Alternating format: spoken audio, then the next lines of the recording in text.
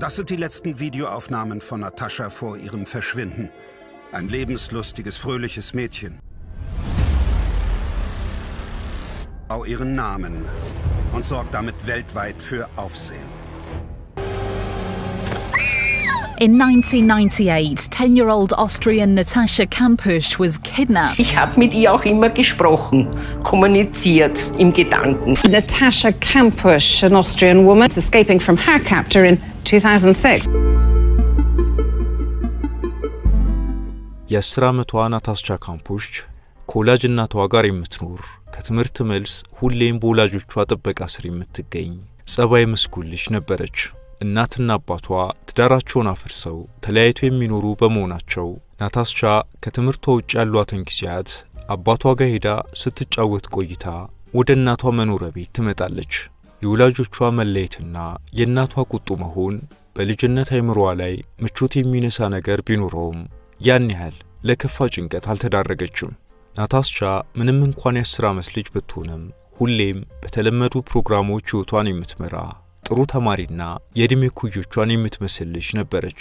ያኔ ሁሉም ነገር በድንገት መልኩ ከመቀየሩ በፊት ገና የኤሌመንተሪ ወይም የመጀመሪያ ደረጃ ተማሪ ነበረች። የዚች ታዳጊ ኑሮ መልክ ግን ድንገት ነበር የተቀየረው። አባቷ ጋር ለቀናት የረፍት ጊዜ አሳልፋ ወደ እናቷ ቤት ከመጣች ገና አንድ ቀኗ ነበር። እንደ ቀድሞ ልምዷ ቢሆን ከትምህርት ቤቷ በቀጥታ ወደ ቤቷ ስትመጣ በእናቷ ጥበቃና አምጪነት ሆና እቤት የምትደርስ የነበረ ቢሆንም ራሷን ስለመቻል ማሳወቅና ማደጓን ማረጋገጥ የፈለገችው ገና የ10 ዓመቷ ናታስቻ ካምፑሽ ከዚህ በኋላ እናቷ የግድ እሷን ትምህርት ቤት መውሰድና ማምጣት እንደማይኖርባት አሳምና ለብቻዋ መምጣትን መለማመድ ከጀመረች ገና ጥቂት ቀናት ብቻ ነበር የተቆጠሩት። ታዳጊዋ በሰዓቱ ለወላጆቿ ብቻ ሳይሆን ለራሷም ጭምር ማደጓንና በራሷ ትምህርት ቤት ሄዳ ለመምጣት የማታንስ መሆኗን ማረጋገጥ በመፈለጓ ብቻዋን ሄዳ መምጣትን በብዙ ውትወታ ያሳካችው ፍላጎቷ ነበር። እናም ምኞቷ ተሳክቶ ገና ጥቂት ቀናትን ብቻዋን ሄዳ መምጣት እንደጀመረች በአንድ ዕለት ግን ፍጹም በህልሟም ሆነ በእውኑ ያልጠበቀችው ነገር ተከሰተ። በፈረንጆቹ መጋቢት 2 ቀን 1998 ከተለመደው የቀን ውሎዋ ጋር ተመሳሳይነት ያለው ውሎ አሳልፋ ወደ መኖሪያ ቤቷ እየተመለሰች ነበር። ናታስቻ የቀን ውሎዋን እያሰበች ለብቻዋ የመጓዝ ነፃነትን እያጣጣመች ደግሞም እንደ ልጅ እየቦረቀች ወደ ቤቷ የሚያደርሳትን ጎዳና ይዛ እየተጓዘች ነበር። ግን በዚህ መሃል ገና ቤቷ ሳትደርስ ባለ መንገድ ላይ አንድ መኪና ቆሞ ነበር። ከዛ መኪና ፊት ለፊት ደግሞ መኪናውን ተደግፎ አንድ ሰው ቆሟል። ናታስቻ ያንን ሰውዬና ተደግፎ ቆሞ የነበረውን መኪና እዛ ጭር ያለ አውራ መንገድ ላይ ስትመለከት አንዳች አይነት የመረበሽ ስሜት ተሰማት። ከዛ ወደ ኋላም ወደፊትም ለመሄድ ግራ ተጋባችና እርምጃዋን ቀነሰች። ከዛ ደግሞ ራስን ችሎ ለመጓዝ ገና ጀማሪ በመሆኗ የተፈጠረባት ተራ ስጋት እንደሆነ ለራሷ አሳምና ጭር ባለው መንገድ በሜትሮች ርቀት ላይ ፊት ለፊቷ መኪና ተደግፎ የቆመውን ሰው አልፋ ለመሄድ ጉዟን ቀጠለች።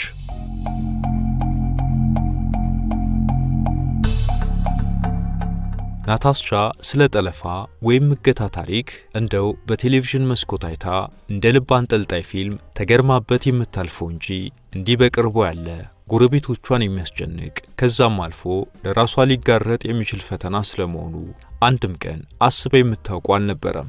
ግን አሁን የእስከዛሬው ነፃነቷ ሁሉ እዛ ጋር ቆመ። የሲኦል ደጆች ተከፍቶ የተቀበሏት እስኪመስላት ድረስ እጅግ ፈጣን በሆነ እርምጃ መኪናውን አልፋ ለመጓዝ ስትሞክር በሰውየው ጠንካራ ክንዶች ላይ ወደቀች።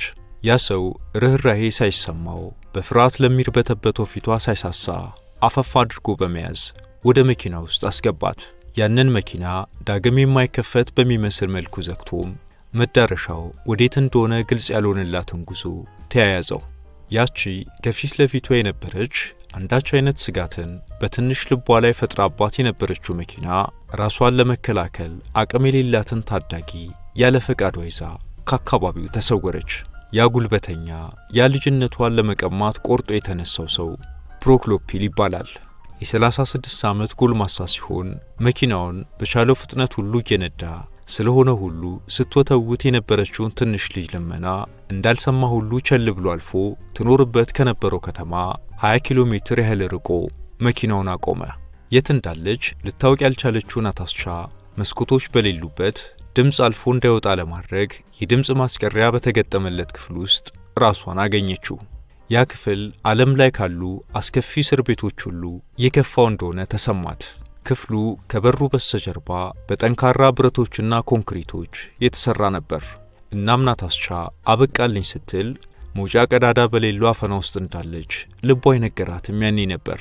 ታዳጊዋ አስባው በማታውቀው አጣብቂኝ ውስጥ ሆና ራሷን ባገኘችበት ጊዜ አስፈሪ በነበረው በዛ ግስበት በቬና ጎዳና ላይ በመቶዎች የሚቆጠሩ የፖሊስ መኮንኖች አነፍናፊ ውሾቻቸውን ይዘው ያሰሳ ስራውን ተያይዘውት ነበር። የ10 ዓመቷ ናታስቻ ካምፑሽ ግን ደብዟ ሊገኝ አልቻለም።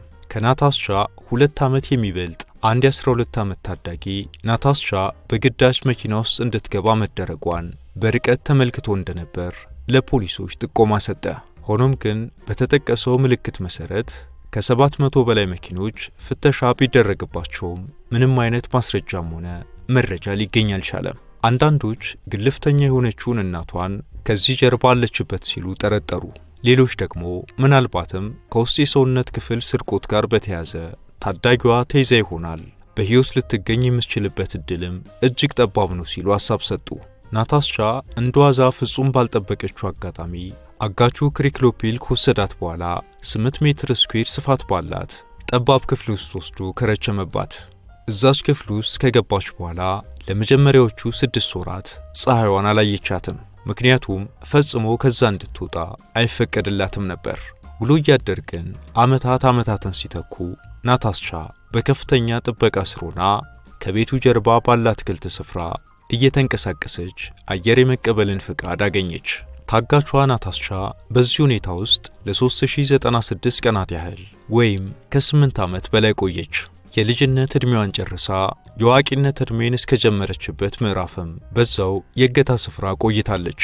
ታዲያ ባሳለፈቻቸው 8 ዓመታት ውስጥ ገና ሰውነቷ ባልጠነከረበት ጊዜ አንስቶና ገና ወደዛ በወሰዳት በቀናት ውስጥ ነበር ጾታዊ ጥቃቶችን ይፈጽምባት የጀመረው። አጋቿ አንዳች አይነት የሰዎችን ትኩረት የመሳብ ምልክት ብታሳይ እገርልሻለሁ፣ በዙሪያሽ ያሉ ሰዎችንም አጠፋሉ የሚል ማስፈራሪያ ይነግራት የነበረ በመሆኑ ለትዕዛዞቹ ተገዥ ሆና መቆየት ግድ ብሏት ነበር። በነዛ 8 የእገታ ዓመታት ለብቸኝነቷ እንዲረዳት በሚል እሷ አብሯት በማይሆንባቸው ሰዓታት የምታደምጠው ሬዲዮ ሰጥቷት የነበረ ቢሆንም የምትከታተለው ወይም የተፈቀደላት ግን ተቀርጾ የተቀመጡ ፕሮግራሞችን ወይም የውጭ አገር ሚዲያዎችን ብቻ ነበር። እናም በዚህም ቤተሰቦቿና ፖሊሶች እሷን እየፈለጓት እንደሆነ የማወቅ ዕድሉም ጭምር አልነበራትም። ይህ ደግሞ ሕይወትን እንዳመጣጡ አሜን ብላ ተቀብላ እንድትኖር አስገደዳት። በተለይ በዛ ስፍራ ታግታ በቆየችባቸው 8 ዓመታት አብዛኛውን ጊዜዋን የቤት ውስጥ ስራዎችን በመስራት ነበር የምታሳልፈው። አጋቿ ምግብ ከማብሰል አንስቶ ሌሎች ከባባድ ስራዎችን ብቻዋን እንድትሰራ ከማድረጉም በላይ ከጾታዊ ጥቃቱን ባለፈ ድብደባ ያደርስባት ነበር። ናታስቻ ፖሊስም ሆነ ቤተሰቦቿ አቅም አግኝተው ሳይደርሱላት በዛች የእገታ ቦታ ሆና 18ኛ ዓመት የልደት በዓሏ አለፈ።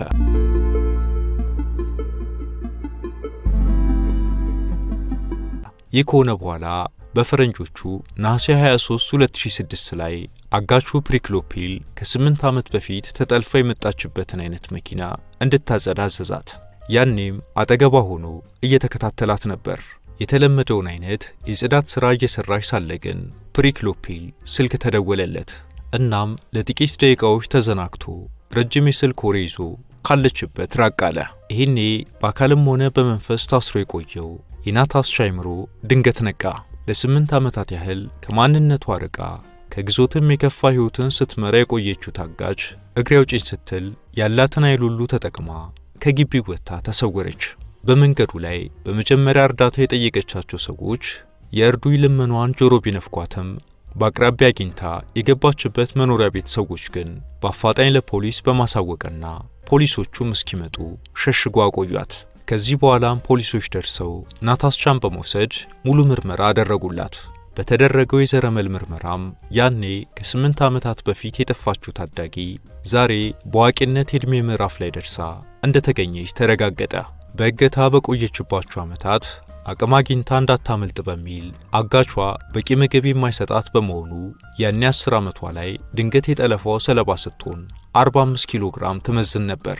አሁን ከ8 ዓመታት በኋላ በ18 ዓመቷ ላይ 3 ኪሎ ብቻ ጨምራ 48 ኪሎ ግራም ብቻ ነበረች። ቁመቷን በ8 ዓመታት ውስጥ ብዙም አልጨመረም። ናታስቻ ፖሊሶች እጅ በገባች ቅጽበት በእነዛ ሁሉ ዓመታት አግቷት የቆየውን ፕሪክሎፒልን ለመያዝ አፋጣኝ እንቅስቃሴ ተጀመረ።